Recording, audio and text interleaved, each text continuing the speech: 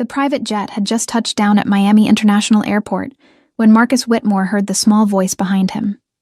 He was reviewing acquisition documents, his mind already racing toward the merger meeting scheduled in 2 hours, when the flight attendant's concerned tone made him look up.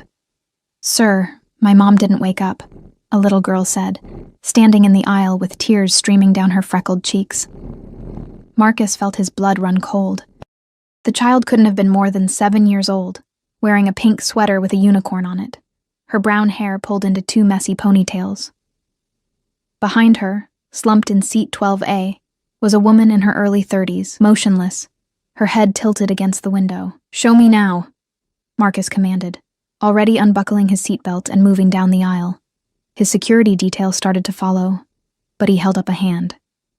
Something about the little girl's terrified expression cut through every protective protocol. Marcus Whitmore wasn't accustomed to feeling helpless. At 42, he'd built Whitmore Industries from a single tech patent into a multinational empire worth $8 billion. He'd negotiated with presidents, faced down hostile takeovers, and survived a plane crash that killed his co-founder. But standing beside seat 12A, looking at the unconscious woman and her daughter's desperate face, he felt utterly powerless. "What's your name?" he asked the girl gently, kneeling to her eye level while checking the woman's pulse. It was there, faint, but steady. "Penny," she whispered. "Penny Morrison. That's my mom, Jessica.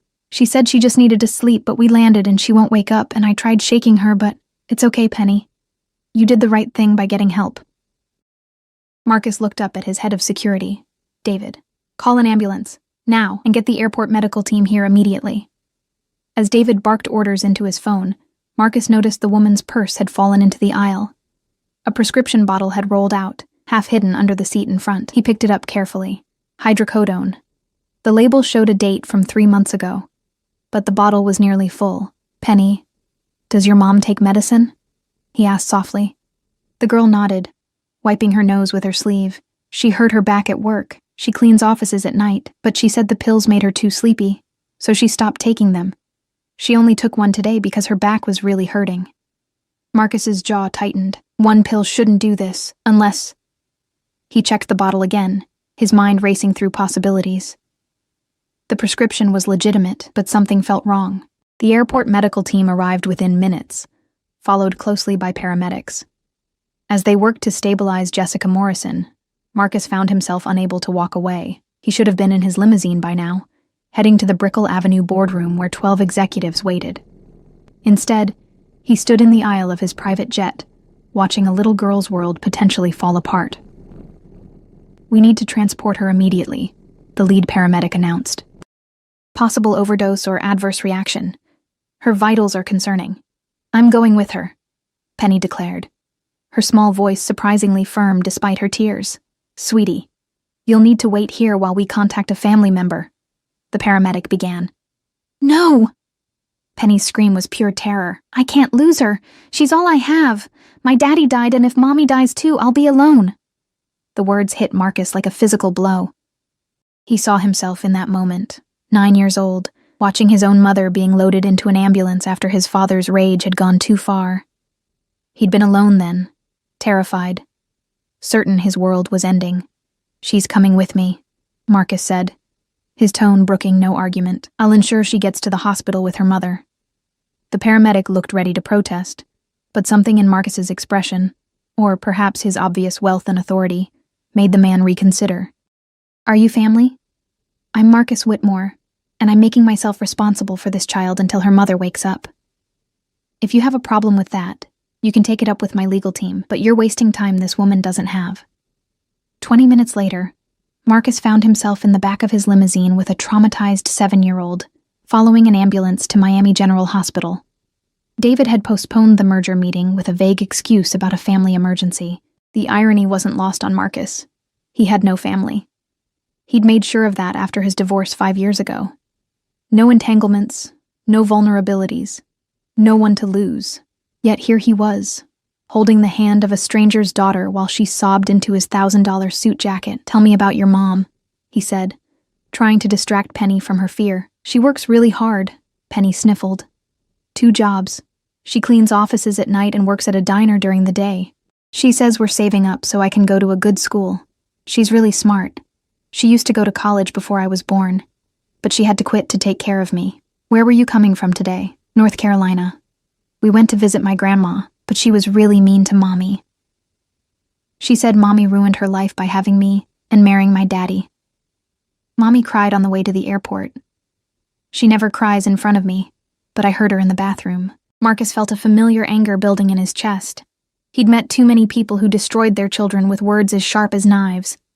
His own father had been a master of that particular cruelty. At the hospital, chaos erupted when Jessica Morrison's condition deteriorated. The doctors rushed her into emergency treatment while Marcus stood in the hallway, still holding Penny's hand.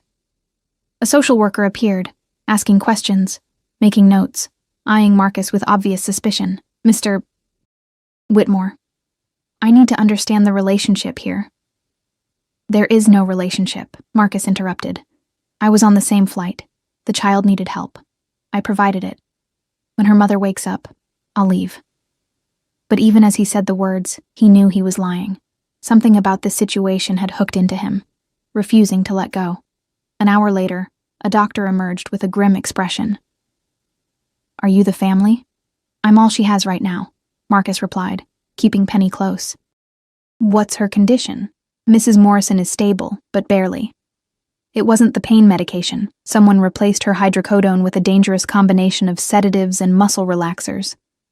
If the flight had been any longer, or if you hadn't gotten her help when you did, she would have died. We're running a full talk screen, but I've already contacted the police. This was attempted murder. The words hung in the air like a death sentence. Marcus looked down at Penny, whose face had gone white with confusion and terror. And in that moment, he made a decision that would change everything. Find out who did this, Marcus said quietly, his voice carrying the weight of billions and the promise of retribution. Spare no expense. I want answers. And I want them now. Because someone had tried to kill Jessica Morrison, and they'd nearly succeeded. The question was why, and whether they'd try again. The hospital room smelled of antiseptic and fear. Marcus had arranged for Jessica Morrison to be moved to a private suite on the top floor, the kind usually reserved for celebrities and foreign dignitaries. It had been 6 hours since they'd arrived, and she still hadn't regained consciousness. Penny had finally fallen asleep on the small couch, exhausted from crying, clutching a stuffed elephant that Marcus's assistant had purchased from the hospital gift shop. Marcus stood by the window, phone pressed to his ear, listening to David's preliminary report. What he was hearing made his blood boil. The prescription bottle was tampered with professionally, David explained. Someone with medical knowledge replaced the contents. We pulled security footage from the pharmacy where Mrs. Morrison filled the prescription 3 months ago. Nothing suspicious there, but we also checked her apartment building in Fort Lauderdale. Sir, you need to see this footage. Send it to my secure tablet, Marcus commanded. Moments later, he was watching grainy security video from Jessica Morrison's apartment complex. The timestamp showed yesterday morning, just hours before her flight. A man in a maintenance uniform entered the building, but his movements were wrong, too purposeful, too direct. He went straight to apartment 3B, Jessica's unit, and used a key to enter.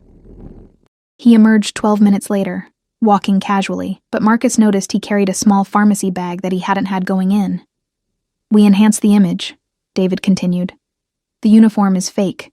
You can see the logo is slightly off. We're running facial recognition now, but sir, there's more.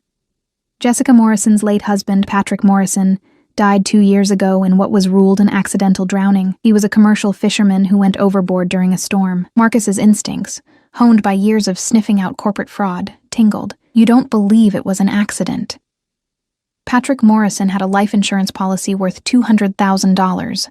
The beneficiary was his brother, Travis Morrison. According to the policy terms, if Patrick died while married, the money would go to his spouse and child.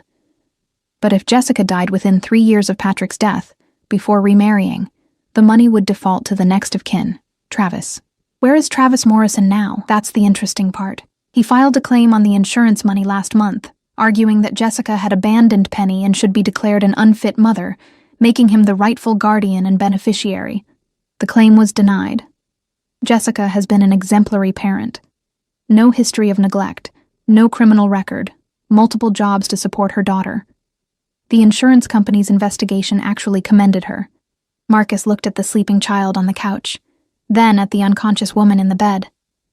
A picture was forming, and it was uglier than any corporate espionage he'd ever uncovered. "Find Travis Morrison," Marcus ordered. "I want to know everywhere he's been in the last week, everyone he's talked to, every dollar he's spent, and get me the best criminal attorney in Florida. Have them here within the hour." As he ended the call, a soft voice spoke from the bed. "Where's Penny?" Marcus turned sharply. Jessica Morrison's eyes were open, dark brown, exhausted, but alert. She tried to sit up and immediately winced, her hand going to the IV in her arm. "Don't move," Marcus said, approaching the bed. "You're in the hospital. Your daughter is safe. She's sleeping right there." Jessica's eyes found Penny, and tears immediately began streaming down her face. "What happened?" "The last thing I remember is being on the plane, and then everything got so heavy, I couldn't keep my eyes open." "Someone poisoned you," Marcus said bluntly. He'd learned long ago that sugarcoating the truth helped no one. "They replaced your pain medication with a lethal combination of drugs. You would have died if Penny hadn't gotten help." The color drained from Jessica's face. "That's impossible. Who would—" She stopped abruptly, and Marcus saw recognition flash in her eyes. "You know who did this," he stated. Jessica's hand trembled as she pushed herself up against the pillows. "I need to leave. I need to take Penny and disappear. You don't understand. Then help me understand. Because right now, the police are treating this as an attempted murder investigation, and whoever tried to kill you will almost certainly try again. Unless you want Penny to grow up without a mother, you need to tell me everything." For a long moment, Jessica just stared at him. "Who are you? Why do you care?" It was a fair question. Marcus asked himself the same thing. "My name is Marcus Whitmore. I was on the same private flight from North Carolina. Penny came to me when you wouldn't wake up. As for why I care..." He paused, surprised by the emotion in his own voice. "Let's just say I know what it's like to be a child who's terrified of losing everything." Something in his words seemed to break through Jessica's defenses. She wiped her eyes, glanced again at her sleeping daughter, and began to speak. "My husband Patrick died 2 years ago. They said he drowned, fell off his fishing boat during a storm. But Patrick was the best swimmer I ever knew. And he was always careful about safety. He had to be. He knew he had a family depending on him." Her voice cracked. "His brother Travis was on the boat that night. He said Patrick had been drinking, that he slipped. But Patrick had been sober for 3 years. He wouldn't have touched alcohol on the job." "You think Travis killed him," Marcus said. "I couldn't prove it. The investigation concluded it was an accident. Travis cried at the funeral, played the devastated brother, but then he started asking about the insurance money. When he found out it went to me and Penny, he was furious. He said Patrick had promised him that money for some business venture. He tried to contest the will, but there was nothing to contest. The policy was clear." Jessica's hands were shaking now. "Last month he came to my apartment. Said he knew I was struggling, working 2 jobs, barely making rent. Offered to take Penny off my hands, said she'd have a better life with him. When I refused, he got angry, said I was being selfish, that I was ruining Penny's chances at a good future. Then he said something that made my blood run cold." "What did he say?" Marcus prompted. "He said, 'Accidents happen, Jessica. Patrick learned that. Maybe you will too.'" She looked directly at Marcus, her eyes filled with terror and determination. "I started being so careful after that. I changed our locks, varied our routine. But I never thought. The medicine was in my apartment. He must have broken in while we were in North Carolina." Marcus's phone buzzed. A text from David. "Travis Morrison booked a flight to Miami. Arrives tomorrow morning, 8 a.m. Rental car reserved under his name." He showed Jessica the message. "He's coming here. He doesn't know you survived." Jessica's face went white. "He'll come for Penny. If I'm dead, he becomes her legal guardian. He'll get the insurance money, and then..." She couldn't finish the sentence, but she didn't need to. "Then we need to be ready for him," Marcus said grimly. "But first, I need you to trust me." "Can you do that?" Jessica looked at him for a long moment. This billionaire stranger who had somehow become her daughter's protector. "I don't have much choice, do I?" "No," Marcus admitted. "But I promise you this, Travis Morrison will not touch your daughter.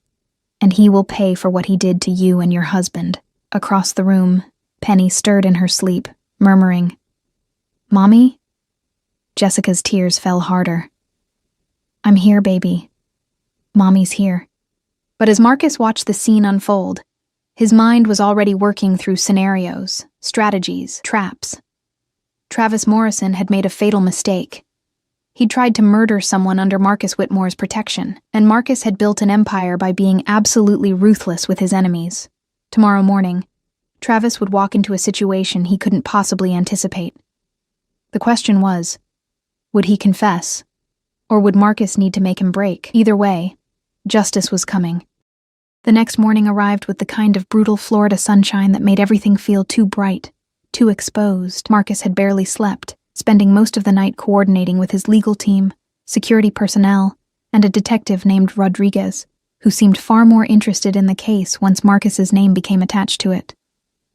Jessica was stronger now, able to sit up and eat the breakfast Marcus had arranged from a 5-star restaurant nearby. Penny sat beside her mother on the hospital bed, chattering about the cartoons playing on the television, blissfully unaware of the danger circling closer with each passing hour. "He'll go to the apartment first," Jessica said quietly, so Penny wouldn't hear. "When he finds out I'm not there, he'll check the hospitals. Let him," Marcus replied. He was standing by the window again, watching the parking lot below. "We've set the stage perfectly. Your apartment building manager has been instructed to tell anyone who asks that you're at Miami General. The hospital receptionist has been briefed to provide your room number, but only to family members who ask specifically." "You want him to come here?" Jessica's voice rose slightly in panic. "I want him to incriminate himself. Detective Rodriguez is reviewing your husband's case file as we speak. The original investigation was sloppy. They took Travis's statement at face value, never questioned the inconsistencies. But with new evidence of attempted murder, they're willing to reopen Patrick's death." Marcus turned from the window to face her. "The detective will be in the next room with recording equipment. Travis doesn't know you're conscious. If he comes here believing you're comatose and vulnerable, he might say things, do things, that will prove his guilt. And if he doesn't, if he's smart enough to stay silent," Marcus's smile was cold, "then I have other methods. I didn't build a business empire by playing fair with people who deserve no fairness." At precisely 8:15 a.m., David sent a text. Target landed, picked up rental car, heading toward Fort Lauderdale, Jessica's apartment. The waiting was the worst part. Marcus found himself watching Penny, thinking about her innocence, her trust. She'd fallen asleep holding his hand last night. This child who barely knew him, seeking comfort in a terrifying situation. It had stirred something in Marcus he thought he'd buried years ago, a protective instinct, a desire to shield someone vulnerable from the cruelty of the world. His ex-wife, Amanda, had once accused him of being incapable of real love, of caring more about his business than about human connection. Maybe she'd been right. After his mother died and his father drank himself to death, Marcus had learned that caring about people only led to pain. Better to care about things you could control: money, power, success. But now, watching Jessica stroke her daughter's hair while explaining that everything would be okay, Marcus wondered if he'd been wrong about that too. At 9:30, David appeared in the doorway, his expression tense. "He's in the building. Just told the receptionist he's Jessica Morrison's brother-in-law, here to check on her condition." They directed him to this floor. "Everyone in position?" Marcus asked. "Detective Rodriguez is next door with audio and video equipment. 2 plainclothes officers are stationed in the hallway, posing as orderlies. Your security team is covering all exits. He's not leaving this hospital without answering for what he's done." Jessica reached for Penny. "Baby, I need you to do something very important for Mommy. Can you go with Mr. David here to get some ice cream from the cafeteria?" Penny's eyes widened with suspicion. "Is something bad going to happen?" "No, sweetheart," Jessica lied smoothly. "Mommy just needs to rest for a bit, and I want you to have a treat. You've been so brave." David extended his hand to Penny, and after a moment's hesitation, she took it. As they left, Marcus saw David's other hand rest on the concealed weapon at his hip. If Travis Morrison made any wrong move toward that child, he wouldn't leave the hospital alive. "Get in the bed," Marcus instructed Jessica. "Close your eyes. We need him to think you're still unconscious." Jessica obeyed, though Marcus could see the terror in her eyes before she closed them. He positioned himself in the chair beside the bed, phone in hand, looking for all the world like a concerned friend or colleague keeping vigil. Footsteps approached in the hallway. Then the door opened. Travis Morrison was not what Marcus expected. He'd imagined a rough character, someone whose criminality showed in his face. Instead, Travis was clean-cut, wearing khakis and a button-down shirt, looking like a respectable small business owner. His expression as he entered was one of perfect concern, his eyes immediately going to Jessica's still form. "Oh, God," Travis breathed, and Marcus had to admit the performance was good. Is she going to be okay? And you are?" Marcus asked, his tone neutral. "Travis Morrison. I'm her brother-in-law. I just heard about what happened, some kind of drug reaction on the plane." Travis moved closer to the bed, and Marcus noticed his eyes scanning the IV bags, the monitors, calculating. "Have the doctors said when she'll wake up?" "They're uncertain. The combination of drugs in her system was quite severe. Apparently, someone tampered with her medication." Marcus watched Travis's face carefully. There, just a flicker of something behind the concerned expression. Satisfaction? Relief? Tampered? Travis's voice was shocked, but his body language told a different story. His shoulders had relaxed slightly. Who would do such a thing? That's what the police are trying to determine. They've been very thorough, checking her apartment, interviewing neighbors, reviewing security footage. Marcus paused deliberately. They've found some interesting evidence. Now Travis's composure cracked slightly. What kind of evidence? The kind that suggests this wasn't a random act. Someone with a motive. Someone who knew where she kept her medication. Someone who had access to her apartment. Travis's face had gone pale, but he recovered quickly. "Well, I certainly hope they catch whoever did this. Jessica and I may have had our differences, but I'd never wish harm on her. She's family." He moved even closer to the bed, reaching out as if to touch Jessica's hand. That's when Jessica's eyes snapped open. "You killed Patrick," she said, her voice steady despite the tears streaming down her face. "You killed my husband, and then you tried to kill me.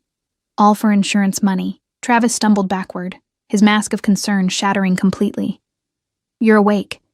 They said you were comatose? Dead. That's what you were hoping, wasn't it?" Jessica sat up, her voice growing stronger. "You thought you'd come here and find me gone, and then you'd take Penny, and no one would ever know what you did." "I don't know what you're talking about," Travis said, but his eyes were darting toward the door, calculating escape routes. "You're confused from the drugs."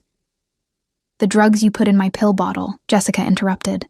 "The same way you drugged Patrick before you pushed him off that boat. He told me he felt strange that night before he left for work, dizzy, disoriented.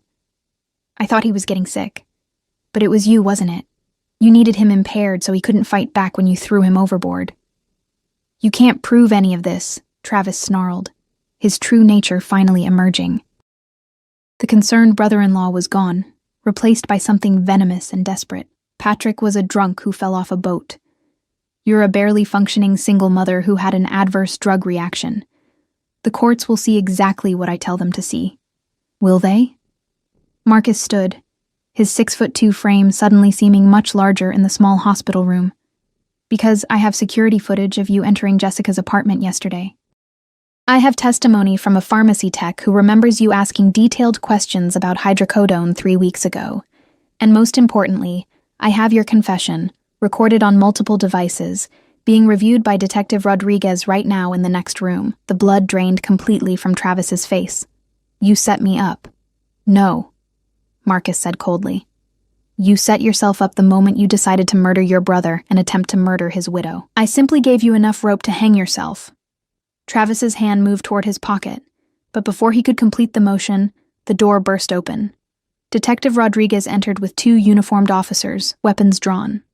"Travis Morrison, you're under arrest for the attempted murder of Jessica Morrison and suspected involvement in the death of Patrick Morrison. You have the right to remain silent." As the officers handcuffed Travis and read him his rights, the man finally broke. "She doesn't deserve that money," he screamed. "Patrick promised it to me. We were supposed to start a business together. But then he met her and everything changed. He chose her over me, his own brother. I gave him a choice that night on the boat. Sign over the insurance beneficiary, or go overboard. The fool chose to jump rather than betray her. So noble. So stupid. And for what? so she could raise his brat in poverty while that money sat untouched? The confession poured out in a toxic flood, years of resentment and greed spilling over. Marcus recorded every word on his phone, backup evidence to ensure this monster never saw freedom again. As they dragged Travis from the room, still screaming about injustice and betrayal, Jessica collapsed back against the pillows, sobbing. Marcus moved to her side, uncertain what to do, uncomfortable with this level of raw emotion. He killed Patrick, Jessica wept. All this time, I knew something was wrong. But hearing him admit it, your husband died protecting you and Penny, Marcus said quietly. He was a brave man, and Travis will spend the rest of his life in prison for what he did. Jessica looked up at him, her eyes red but clear. Thank you. I don't know why you helped us, why you cared, but thank you. You saved our lives. Marcus opened his mouth to respond with something casual, something that would maintain his emotional distance.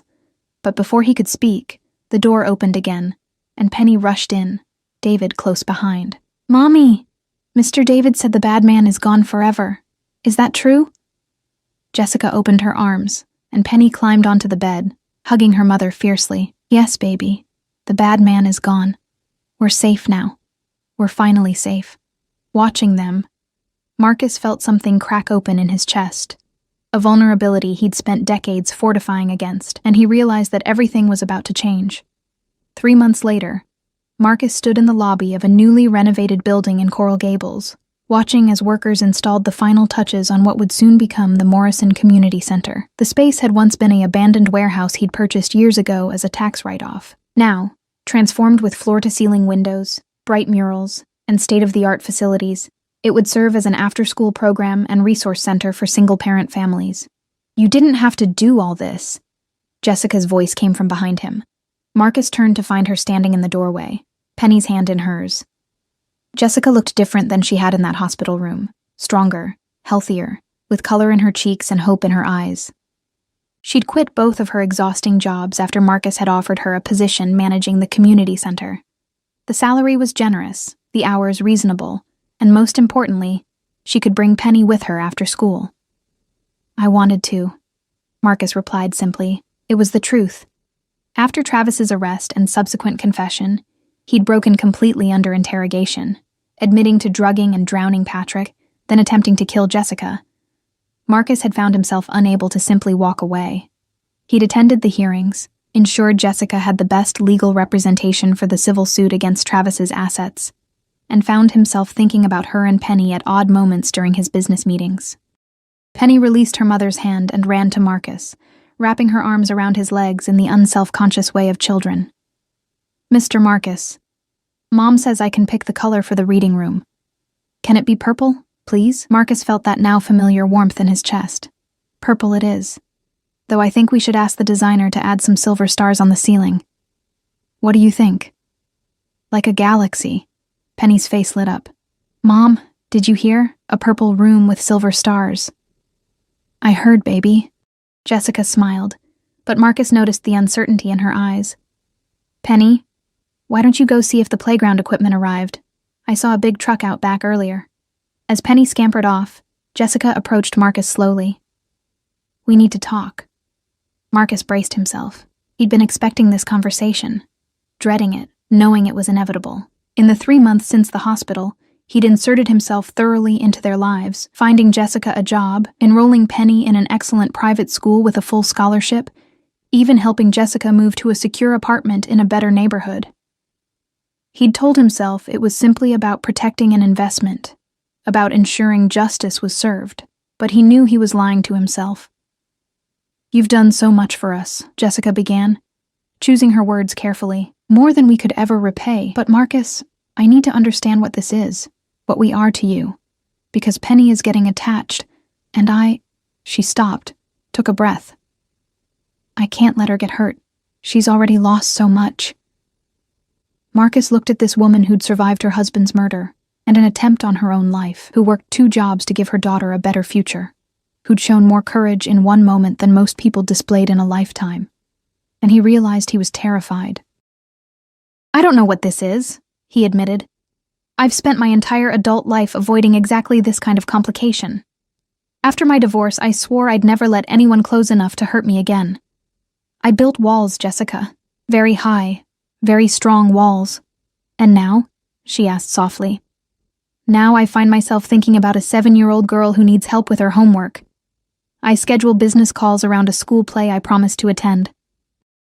I bought a building and turned it into a community center because I wanted to create something that would make a difference in your lives and the lives of families like yours.